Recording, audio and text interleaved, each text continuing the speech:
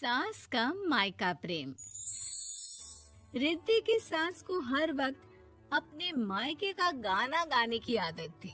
अरे बस करना माँ, मामा का ये किस्सा तो 50 बार पहले भी सुना चुकी है। अरे हाँ, तो क्यों ना बताऊं। तेरे चाचा तो उस वक्त हाथ झाड़ कर खड़े हो गए थे। तब मामा ही था तेरा जो आगे आया और मदद की। देखो अब ठीक है ना, जो हो गया सो हो गया। क्यों एक बात को हमेशा गाती रहती हो। अब तो बहू घर आ गई है, उसे तो सबको मान कर चलना है ना, कि सिर्फ सास का मायका ही समझेगी वो। तभी वहाँ रिद्धि आ जाती है। माँ, आज मैं घर जा सकती हूँ? माँ को मेरी बहुत याद आ रही है। शादी के बाद एक बार भी नहीं गई। हाँ तो कौन जाता है। अरे मेरी शादी के बाद जब मैं विदाई होकर आई, इतना बड़ा ससुराल मेरा, खाने वाले 10 लोग और बनाने वाली मैं सिर्फ एक। ऐसा लग रहा था जैसे सिर्फ खाना बनाने के लिए ही ब्याह किया है। वो तो मेरा भाई था, गांव से एक काम करने वाली चाची को भेज दिया जो मेरा हाथ पटाती थी, और उसको पैसा, खाना, कपड़ा, रहने के लिए कमरा, वो सब किसने दिया था? तुम्हारे भाई ने। ये मामला रोज का था। ससुर भी जब गुस्सा होते तो वो सारी बात कह देते जो उनके मन में इतने समय से चल रही थी। मेरा भाई, भाभी, भतीजा, भतीजी सब छुड़वा दिया। मैंने जीवन भर सिर्फ तुम्हारे परिवार वालों से निभाया, लेकिन अब भी चैन नहीं है तुमको। बहू के सामने सास को लगा कि उसकी बेइज्जती हो रही है। अब सुन बहू, अपने कमरे में जा। कहीं नहीं जाना मायके वायके। घर का काम कौन करेगा? पड़ोसन। बहू समझ जाती है मामला गर्म चल रहा है। कमरे में जाने में ही भलाई है।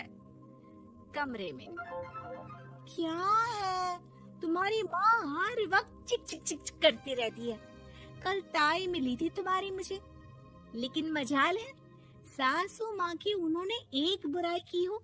लेकिन सासू माँ, हाँ, जब देखो तब ससुराल के लोगों की बुराई करती रहती है। बेचारे पापा जी कितना मिस करते हैं अपने घर वालों को। मेरा तो बड़ा मन करता है कि ताऊ जी, चाचा जी और सब मिलकर रहे। ना साथ रहे लेकिन आना जाना तो ठीक से रखे। हिंदुस्तान और पाकिस्तान एक हो सकता है, लेकिन चाचा और ताऊ के परिवार के साथ हम लोगों का मिलन ना जी ना, कभी नहीं हो सकता। ये बात है। देखिए, मेरे साथ ना ज्यादा चैलेंज मत करिएगा। ऐसा कोई काम नहीं है जो मैं नहीं कर सकती। ससुर जी, जो कि बहू की बात सुन रहे थे, सामने आ जाते हैं। अरे बेटा, तू ये कर सकती है तो प्लीज मेरा परिवार किसी तरह मुझसे मिलवा दे। सारी जवानी तो मैंने किसी तरह काट ली, लेकिन जीवन के इस पड़ाव पर बहुत याद आती है मेरे परिवार की। हाँ हाँ पिताजी, आप चिंता मत करिए। बस मेरा साथ देते रहिए आप दोनों। फिर देखिए कैसे माँ जी भी ठीक हो जाएंगी और पूरा परिवार भी एक हो जाएगा। थोड़ी देर बाद बहू सामान लेकर घर से निकल रही होती है कि मना किया था ना तुझे मायके जाने के लिए, फिर क्यों जा रही है? बहू कुछ कहती इससे पहले ही बेटा बोलने लगता है। क्या है माँ, वो घर जा रही है।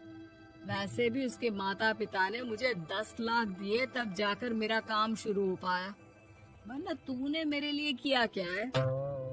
अरे वाह बेटा, बचपन से पढ़ाया लिखाया, तेरे दुख दर्द में जगी, और आज वो लोग तुझे सही लग रहे हैं। और फिर ससुराल में लड़की खुश रहे, ये तो मायके वालों के जीवन भर की जिम्मेदारी रहती है। तो ये तुमको भी तो सोचना था ना। ताऊ जी ने पापा को पढ़ाया लिखाया, जब तुम नहीं आई थी तो पापा के लिए ताई जी ने पापा की माँ की तरह देखभाल की। अब बोलिए। अरे तू कुछ नहीं जानता बेटा, तेरे पापा को सब पता है, तभी वो उन लोगों से वास्ता नहीं रखते। मैं उन लोगों को जानता हूँ, लेकिन मैं तुम्हें नहीं जानता कि तुम्हारे मन के लायक काम नहीं हुआ तो तुम घर की शांति बर्बाद कर दोगी। सास जोर जोर से चिल्लाने लगती है। तभी वहाँ सास का भाई आ जाता है। अरे क्यों आप लोग मेरी बहन को परेशान करते रहते हैं? पहले ये जीजा कम थे, जब बहू भी आ गई। बहन, मैंने तो 30 साल पहले ही बोला था, अपना हिस्सा ले और छोड़ इन लोगों को, चल अपने साथ। बहू समझ जाती है कि मामा ससुर की नजर किस पर है। देखा, तुम लोग मुझे अकेला मत समझना, मेरा भाई खड़ा है आज भी मेरे लिए। बहू मायके जाती है और आते वक्त साथ में एक नौकरानी ले आती है। अरे बहू, कुछ खाने को दे दे। अरे आंटी, क्यों भाभी को परेशान करती रहती हो? उनके भाई ने मुझे जिम्मेदारी दी है, किसी भी चीज की परेशानी नहीं होनी चाहिए भाभी को। जो चाहिए मुझे बोलने का। आय हाय, बहू के मायके वालों का इतना दखल। ये मेरा घर है, कोई कल का आए इसे पूरा कैप्चर कर ले, ये बर्दाश्त नहीं होगा मुझसे। क्या हो गया सासू माँ? क्यों सुबह सुबह चिल्ला रही हैं? चमेली, ओ चमेली, क्या कहा था मेरे भाई ने तुझे? अरे दीदी, बहुत तेज है आपकी सासू माँ। मैंने तो बोला कुछ चाहिए तो मांग लो मुझसे। अरे निकल यहाँ से, घर को रेलवे स्टेशन बना रखा है, जो देखो वो घुमा जा रहा है यहाँ से वहाँ। ये कहीं नहीं जाएगी। ये जाएगी तो घर का काम कौन करेगा? मैं। हाँ, और क्या करती हैं बहुएं? घर का काम ही तो करती हैं, इसमें नया क्या है? तभी वहाँ ससुर जी आ जाते हैं। हाँ, तो यही बात तो तुम्हें भी समझनी चाहिए थी ना। आज बहू के मायके से नौकर आ गया तो तुम्हें बुरा लग रहा है? अरे तो उस वक्त गर्मा गर्म खाना तो सबने खाया ना। ऐसा तो नहीं है कि मेरे मायके का नौकर था तो सिर्फ मेरे लिए बनाता था। अरे निकालो इसे, फिलहाल बाद में बात करती हूँ। सास का गुस्सा जोर से नौकरानी पर फूटता है। तभी वहाँ बेटा सामान के साथ आकर खड़ा हो जाता है। चलो रिद्धि, तुम ठीक बोलती हो। मेरी माँ को तो हम लोगों की कोई फिक्र है ही नहीं, ये तो सारा दिन सिर्फ अपने बारे में सोचती है। और देखिए, मैं अब से कह रही हूँ कि अब से इस घर की तरफ आपको देखना भी नहीं है। नहीं आना आज के बाद इन लोगों से मिलने। हाँ, बस कभी कभी दिन में 2 बार मिलने आ जाओ। नहीं, बिल्कुल नहीं। ससुर झूठा नाटक करते हुए।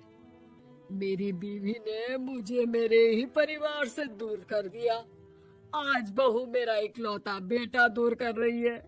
हाय, कैसे जीऊंगा मैं? वाह, वो भाई जो आपको बेटे की तरह मानता था, उन्हें छोड़ने में तो दुख नहीं हुआ। आज खुद का बेटा छोड़कर जा रहा है तो कैसे जीऊंगा? बड़े आए। अब सास समझ चुकी थी कि उससे गलती क्या हुई है। मुझे माफ कर दे बहू, अब मेरी समझ में आ गया कि अपनों से दूर कर बीवियां पति का भला नहीं बल्कि उन्हें जीवन में अकेला कर रही है। मुझे माफ कर दे, मैं अब सबसे माफी मांग लूंगी।